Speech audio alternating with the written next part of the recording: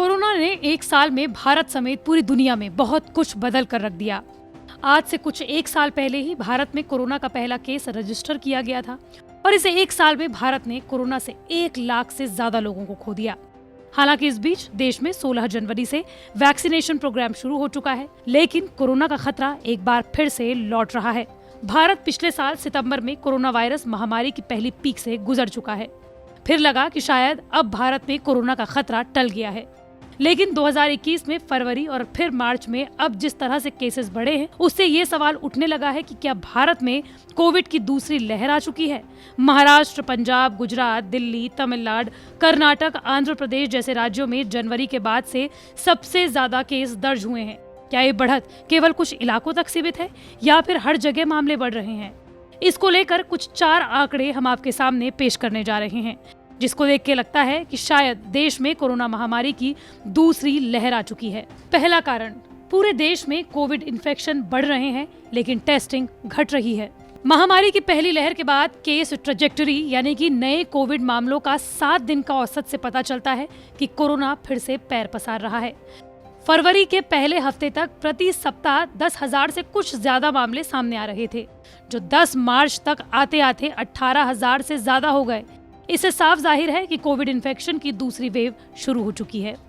शुरू के केसेस धीमे धीमे बढ़ रहे थे, अब उनकी रफ्तार बढ़ने लगी है। ऐसा तब हुआ जब अधिकतर सामाजिक और आर्थिक गतिविधियां शुरू हो चुकी हैं और आप थोड़े से लापरवाह हो गए हैं।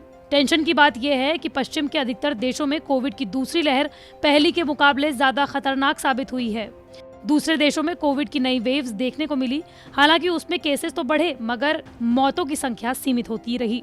भारत में टेस्टिंग भी अपने पीक से करीब 40% कम चल रही है। अक्टूबर 2020 के आखिरी हफ्ते में जहां डेली टेस्ट यानी कि हर रोज 11 लाख से ज्यादा टेस्ट हो रहे थे, तो वहीं मार्च के हफ्तों में ये औसत 7 लाख पर पहुंच गया। दूसरा कारण, सबसे ज्यादा आबादी वाले राज्यों में लगातार केस बढ़ रहे हैं।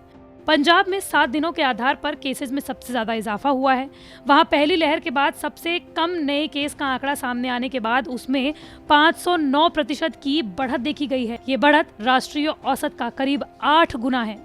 महाराष्ट्र में पंजाब के बाद केस ट्रैजेक्टरी में सबसे ज्यादा उछाल देखने को मिला है। 11 फरवरी को जब सप्ताह खत्म हुआ तो डेली केसेस 2000 के आसपास में थे। अब यह आंकड़ा बढ़कर 10,000 के पार पहुंच गया है। 10 मार्च के खत्म होते होते महाराष्ट्र में अकेले 22.5 लाख से ज्यादा कंफर्म केसेस थे। केस बढ़ोतरी में हरियाणा तीसरे नंबर पर है। वहीं 7 दिन के आधार पर केसेस का औसत 302% बढ़ चुका है।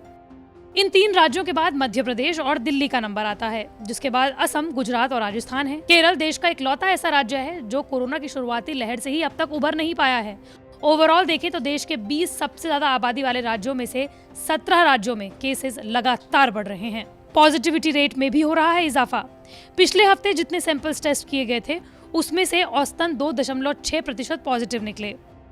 वैसे तो विश्व स्वास्थ्य संगठन की तरफ से बताए गए 5% के आंकड़े से ये बेहद कम है, लेकिन चिंता की बात यह है कि पिछले 1 महीने में ये पॉजिटिविटी रेट 1% बढ़ा है। 14 फरवरी के सप्ताह में देश का पॉजिटिविटी रेट 1.6% था, जो अब बढ़कर हो गया है 2.6%। चौथा कारण, देश में एक्टिव केसेस लगातार बढ़ रहे हैं। देश भर में जितने भी टोटल केसेस होते हैं, अगर उसमें से रिकवर्ड मरीजों और मृतकों की संख्या को घटा दिया जाए तो एक्टिव केसेस का आंकड़ा मिलता है। उदाहरण के तौर पर अगर 10 टोटल केसेस हैं और उनमें से ठीक हो चुके मरीज 2 हैं और कोरोना से मरने वाले मरीज 3 हैं, तो इन दोनों आंकड़ों को घटाने पर बचे हुए एक्टिव केसेस मिलेंगे, यानी कि 10 में से 5 एक्टिव केस होंगे। इससे पता चलता है कि इस देश में कितने लोग वायरस से संक्रमित हैं। एक्टिव केसेस के आंकड़े पर नजर रखना इसलिए जरूरी है क्योंकि इससे पता चलता है कि किसी इलाके में वायरस कितना फैल रहा है। पिछले 20 दिन से एक्टिव केस घटने के बजाय लगातार बढ़ रहे हैं। 17 फरवरी से पहले 80 दिन तक एक्टिव केसेस घट रहे थे, यानी हर हफ्ते भारत में एक्टिव केस घट रहे थे। हालांकि पिछले हफ्ते यानी कि मार्च के शुरुआती हफ्ते में भारत में औसतन रोज 2000 से ज्यादा एक्टिव केसेस मिल रहे हैं। इसलिए आप कोताही बिल्कुल ना बरतें।